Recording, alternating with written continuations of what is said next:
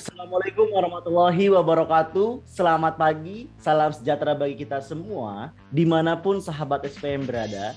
Kembali lagi bersama gua, Fajar Sidik, di acara yang paling kece tentunya di Seni Pasar Modal, channel edisi 26 Oktober 2021. Pada edisi ini, kita akan ngebahas nih mengenai pergerakan IHSG pada perdagangan kemarin, tanggal 25 Oktober 2021, serta kira-kira emiten apa sih yang menarik untuk ditradingkan pada perdagangan hari ini. Tanpa berlama-lama lagi, yuk check it out.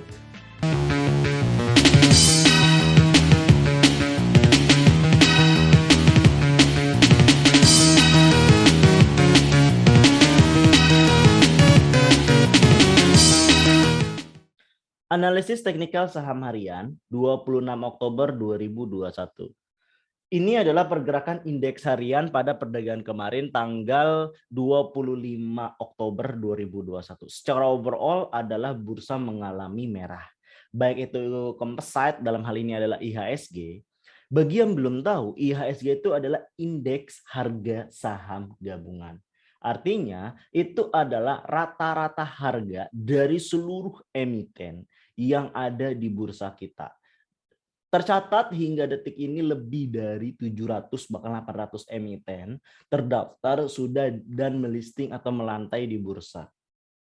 Yang rata-rata pergerakannya itu tergambar dalam IHSG. Namun biasanya backbone dari IHSG ataupun size yang besar itulah yang biasanya mempengaruhi pergerakan dari IHSG. Dalam hal ini bisa terlihat backbone dari IHSG itu sendiri berada di IDX 30, nih IDX 30 ataupun di LQ45 gitu.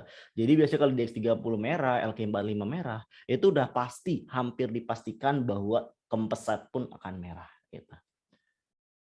Lalu ada indikator lainnya yang biasa menjadi ini adalah JII, yaitu minus 0,71%, serta 100 1,03%, lalu ISI malah positif 0,06%. Dan ini adalah top gainers serta top loser pada perdagangan kemarin. Ada Kuas, Tris, Friend, dan Yepas. Perihal Kuas itu dia baru melantai di bursa pada perdagangan kemarin tanggal 25 ya. Jadi waktu kalau misalkan lu nyari-nyari kuas-kuas pada perdagangan kemarin itu hampir nggak ketemu karena belum ada barang secondnya, itu masih melantai pertama di bursa, jadi belum ada yang menjual belikannya di pasar reguler. Jadi apakah potensi arahnya tinggi? Jawabannya untuk hari ini hari Selasa, potensi arah dari kuas masih cukup tinggi. Lanjut, top loser ada GPSO, MLPT, DART, Salvo, True. Dan ini adalah pergerakan IHSG dalam sehari. Secara overall pergerakannya sebenarnya flat ya. Pergerakan dari IHSG itu flat. Bisa dilihat inilah rata-rata pergerakannya. Dia mencoba tembus tidak berhasil, malah breakdown ke bawah. Balik ke angka 6.625. Di akhir sesi itu tidak ada volume yang masuk yang cukup tinggi. Artinya dia akan mencoba ya seperti awal sesi kemarin ngebuka datar sama ataupun di bawah. Tapi yang jelas secara sepanjang hari itu sangat memungkinkan untuk pergerakannya terjadi seperti kemarin, yaitu adalah lebih ke flat cenderung koreksi karena kenaikan yang luar biasa tinggi pada beberapa waktu lalu sehingga akhir ini harus dikoreksi kembali biar kembali menjadi normal. Adapun penurunan pada di sesi kedua itu tidak terlepas dari adanya buangan yang cukup tinggi pada akhir sesi 1. Inilah yang mengakibatkan terjadi penurunan. Dan dengan masuknya ini hanya kecil, jadi dia hanya flat di kisaran segini di 6.636 dan cenderung ke bawah. Banter-banter dia hanya sama juga dengan koreksinya di sekitar 6.620-an ya koreksinya. Dan ini adalah top net foreign buys pada perdagangan kemarin, ada BX Buka, BBCA, BMRI, dan BBNI. Serta top net foreign sale ada Friend, BHIT, EMTK, Bumi, dan PTBA. Yang menjadi perhatian, lihat, yang menjadi perhatian adalah, lihat, 1, BEX, bank, BBCA, bank, BMRI, bank, BBNI, bank. Ada 4 bank yang lagi diakumulasi pada perdagangan kemarin. Ini mengindikasikan bahwa akan terjadi sesuatu pada sektor perbankan. Apalagi ini adalah gerbang awal menuju yang namanya window dressing. Apa itu window dressing? Window dressing itu adalah suatu fenomena yang terjadi di bursa kita, di mana yaitu adalah secara sederhananya, lu bego dalam analisa pun lu bisa untung. Itu adalah yang namanya window dressing. Apakah pada akhir tahun nanti itu adalah saham perbankan yang akan manggung? Kita harus mengeceknya secara lebih panjang, setidaknya 3 bulan terakhir. Apakah ASI mengumpulkan benar-benar 5 besar atau 10 besar perbankan? Kalau iya, jangan lupa untuk masuk. Karena ingat, titik terbaik untuk masuk untuk seorang swing trading itu adalah yang namanya fase akumulasi, bukan di fase partisipasi. Apa itu swing trading? Swing trading adalah orang yang melakukan perjanjian, transaksi jual beli itu dalam beberapa waktu tempo. Jadi dia ada fase hold-nya. Untuk mendapat fase hold, lu harus yang namanya mempertimbangkan salah satunya, yaitu adalah fundamental, lalu dari sisi asing.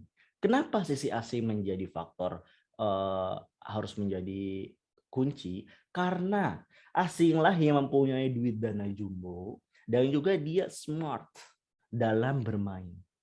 Tidak yang namanya nafsu gerusa-gerusuk gitu. Dia mempunyai strategi planning yang jelas, target berapa dan lain sebagainya macamnya gitu. Dari Top Net Foreign sudah. Dan ini adalah Pom-Pom News. Pom-Pom News adalah berita yang dikeluarkan setelah bursa mengalami tutup gitu ya. Ada pertama berita dari investor.id, listing is Oldfield akan semakin ekspansif. PT is Oldfield Kuas mencatatkan listing di Bursa Efek Indonesia Senin 25 Oktober 2021. Nah ini nih, baru listing banget. Dengan menjadi perusahaan tercatat di bursa, Oldfield ditargetkan semakin ekspansif dan bisa memperluas jaringannya. Kalimat penggiringannya di mana? Akan semakin ekspansif. Itu adalah sebuah kalimat opini penggiringan untuk hari ini Kuas akan mengalami auto reject atas kembali. Jadi dengan sebagai itu Kuas bisa menjadi pilihan buat lu sebagai seorang trader harian. Lanjut, berita selanjutnya, Bukit Asam yakin harga batu bara tinggi sampai 2022. Berita dari CNBC Indonesia, produsen batubara plat merah PT Bukit Asam PTBA optimis tingginya harga batu bara dunia masih akan berlanjut hingga tahun depan. Tingkat permintaan dunia yang masih tinggi dan masih terkendala produksi di beberapa negara produsen menjadi faktor utama optimisme, di mana kalimat penggiringannya adalah yakin. Ini adalah suatu kalimat sentimen positif yang nggak ada fact-nya sama sekali ya. Walaupun sebenarnya gue juga yakin semua sektor mining itu setiap akhir tahun memang itu adalah menjadi panggungnya sendiri. Tapi seberapa besar panggungnya itu yang menjadi pertanyaan. But ini adalah penggiringan untuk menaikkan saham PTBA yang beberapa waktu lalu sempat koreksi cukup dalam. Berita selanjutnya dari CNBC Indonesia, asing rebutan saham 3 bank big cap. Tadi BBRI, BMRI ya tadi ya, sama BNI. Obral Unilever dan ASI.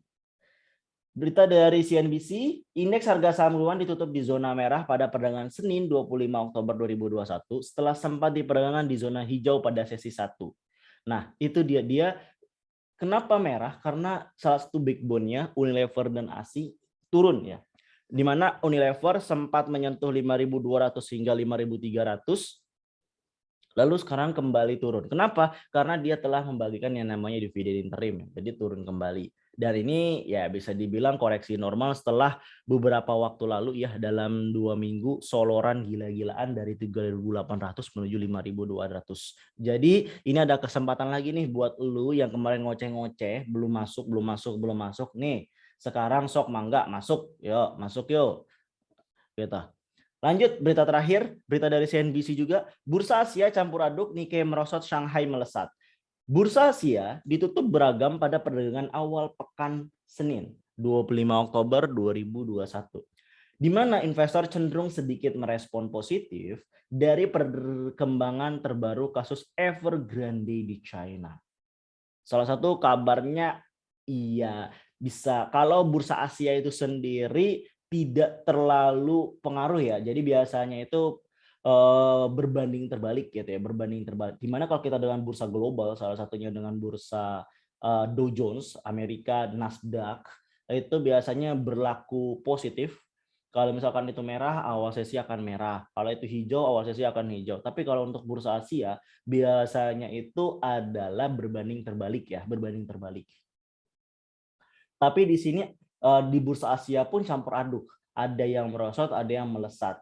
Tinggal dilihat sama lu semua kira-kira yang mana. Kalau gue sendiri akan ngebuka sama dengan perdagangan kemarin, tidak akan ngebentuk gap ya. Malah kecenderungannya adalah turun. Dan ini adalah analis teknikal harian pada perdagangan hari ini. Pertama adalah kuas. Yang menarik, kuas gue nggak pakai chart. Kenapa? Karena semua saham IPO yang baru IPO tidak bisa, sekali lagi dicatat ya, tidak bisa dilakukan analisa secara teknikal. Yang bisa dilakukan adalah yang namanya menggunakan prinsip HK dan HQ. HK, HQ. Apa itu HK? HK itu adalah hantam kanan. Maksudnya, jika ini adalah bid titik beli, as titik jual, perhatikan lu harus beli di sini. HK. Kalau sudah, kan ini saham naik nih, lu jual di hantam kiri. Jadi beli di sini, jual di sini. Yang dulunya kita beli ngantri di sini, baru jual di sini. Ini enggak kebalikannya. Kita beli di sini, jual di sini. Beli HK, jual HQ. Hanya itu strategi yang paling tepat untuk emiten-emiten yang baru listing. Apalagi tadi ada berita positif, maka potensi ARA ya itu hingga 90%. Tapi jangan lupa untuk masang cut loss di minus 5%. Oke?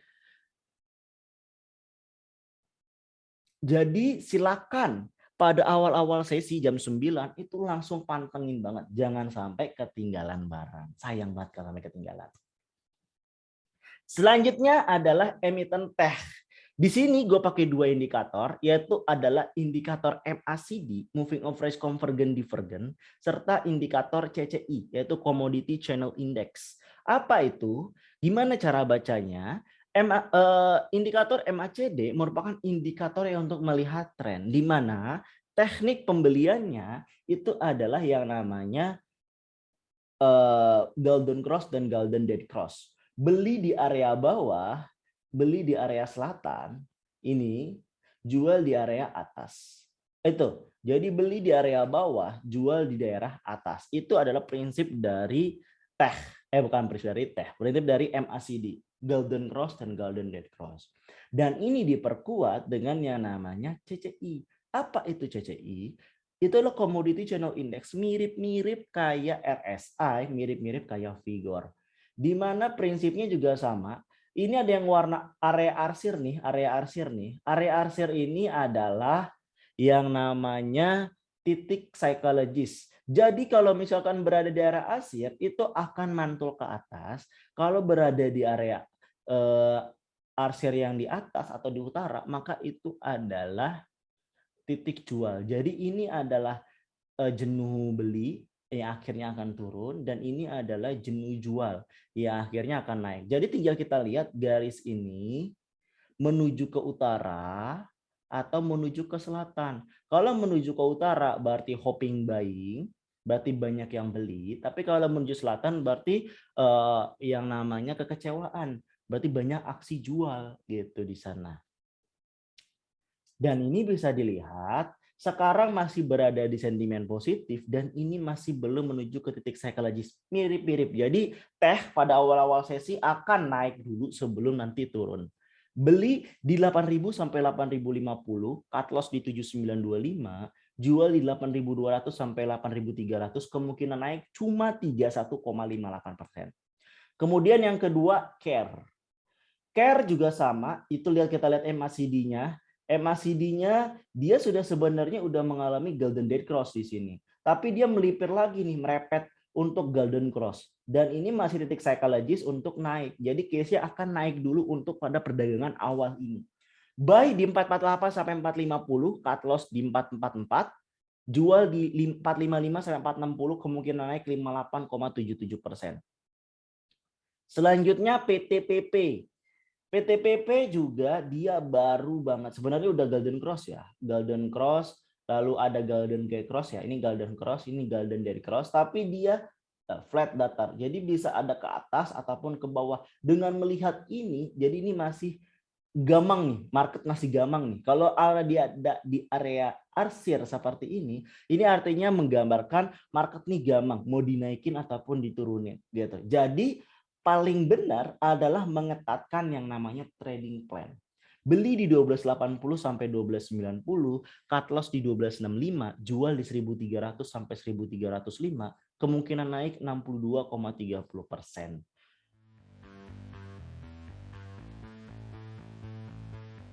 Kurang lebih itu yang bisa gue sampaikan pada perdagangan hari ini. Silakan digunakan sebaik mungkin trading plan. Ingat, yang namanya trading harian ataupun seorang copet, maka lu harus siap yang namanya digebukin sama orang sekampung. Kenapa?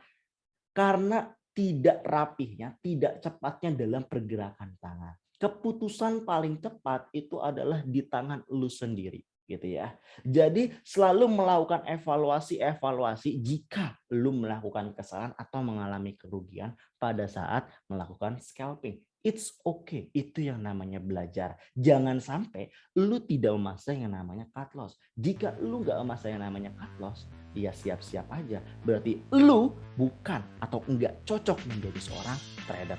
Gua Fajar Sidik pamit. Bye, selamat pagi.